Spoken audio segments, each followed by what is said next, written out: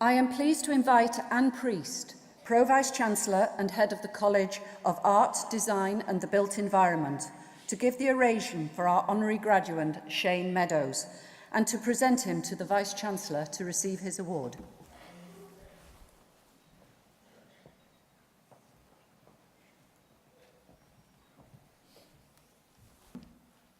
Vice-Chancellor, ladies and gentlemen, we welcome and salute Shane Meadows as one of Britain's leading filmmakers. Shane is an accomplished writer and director who co-works with his actors to create powerful drama. Most of his output has been set in the urban Midlands where he grew up. The films present a sometimes uncomfortable portrait of Britain's social landscapes, mainly with people at the fringes, struggling to build or keep relationships in the face of poverty, bereavement and other setbacks. The way Shane broke into filmmaking could be a script outline for one of his films. Moving to Nottingham and drifting around, he one day came across a film crew working near the tower blocks of Sneinton. They're from a local outfit, Intermedia Film and Video. And they accepted Shane's offer to help with lifting and carrying. Over several shooting sessions, they realised he was serious about filmmaking and eventually lent him a camcorder in lieu of wages. Shane began making a short film, Where's the Money, Ronnie?, with himself in the main part. He's been known to make cameo appearances in later films, sometimes with a thinly disguised stage name, Sean Fields. Somehow the movie camera got stolen, and when Shane told his benefactors, they amazingly lent him another. He completed the film, 12 minutes long in black and white, first of many shorts. Shane and friends showed it at a mini-festival that they organised in an old local cinema, along with the work of others. He also sent it to a cable TV channel where it won a prize.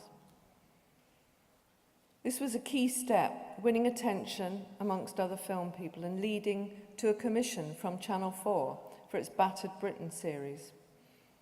Shane was also able to attract the support of an established big-name actor, Bob Hoskins, as the lead in his first feature-length film, 24/7, in 1997.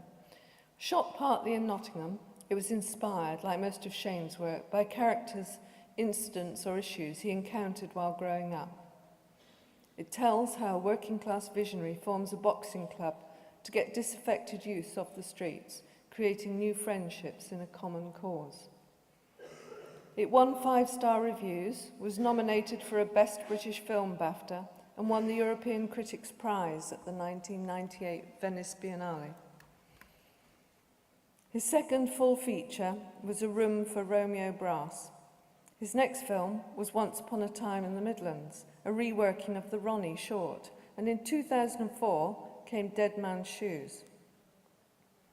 This is a gripping and disturbing story, laced with tension, anger, humour, and brotherly love about a man who returns to his hometown seeking to right some wrongs from the past. The film appears in various industry lists of the best British films ever. Another landmark was the award-winning This Is England, set in 1983, which has had TV sequels, taking the same characters forward into 1986 and 1988. The third, set in 1990, is due on our screens later this year. Shane is known for his low-budget, even no-budget, filmmaking. Relentless passion gets them made.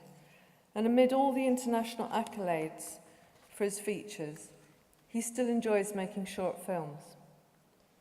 He also completed a documentary about the band The Stone Roses, a musical mockumentary, Le Donk and Scorsese, featuring the eponymous Nottingham rapper.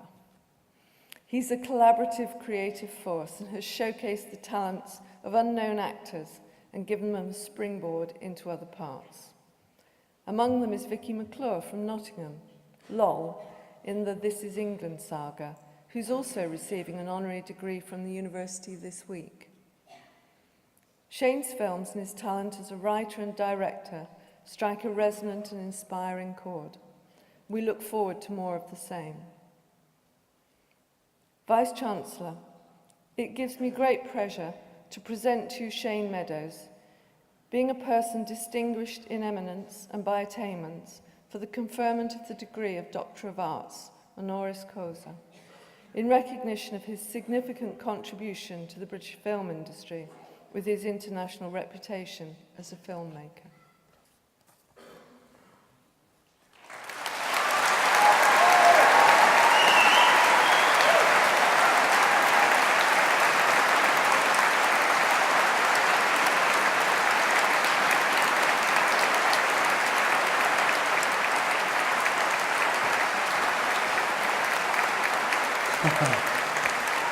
Thank you. Thank you so much. That's really weird, having someone talking from behind you. It was like I was at the gates of heaven, looking into, with a big voice behind me saying nice things. Thanks for that. That was really lovely. Thank you.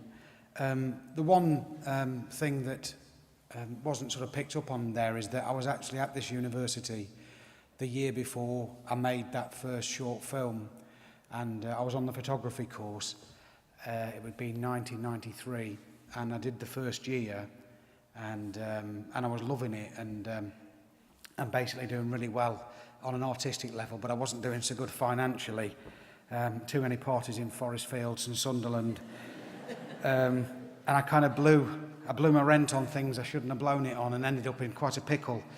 I got called into the office at the end about this time of year.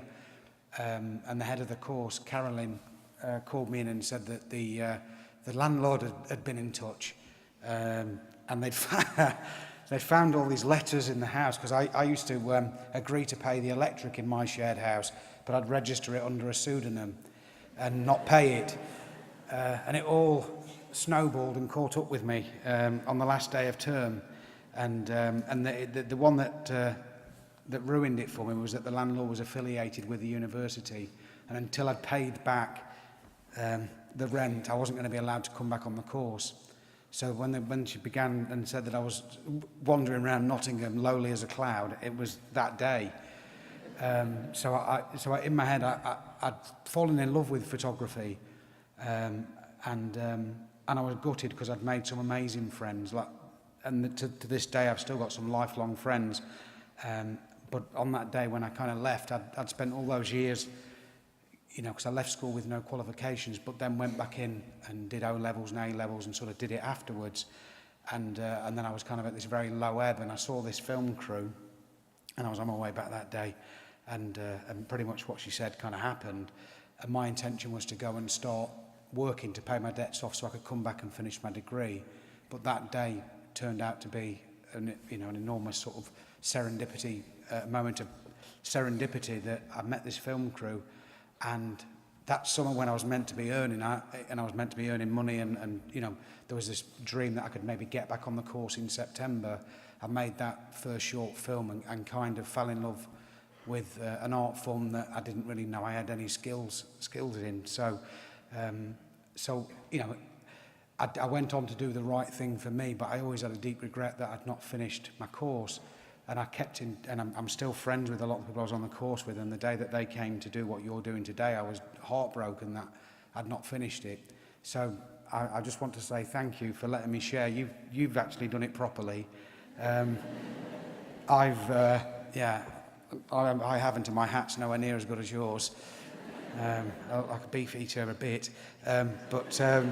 but no, I'm really proud of it, and you know, it isn't the same as doing the course, obviously, and as completing the course, but it's a really close second, and to be sharing it with you and your family is a really proud moment, so thank you very much.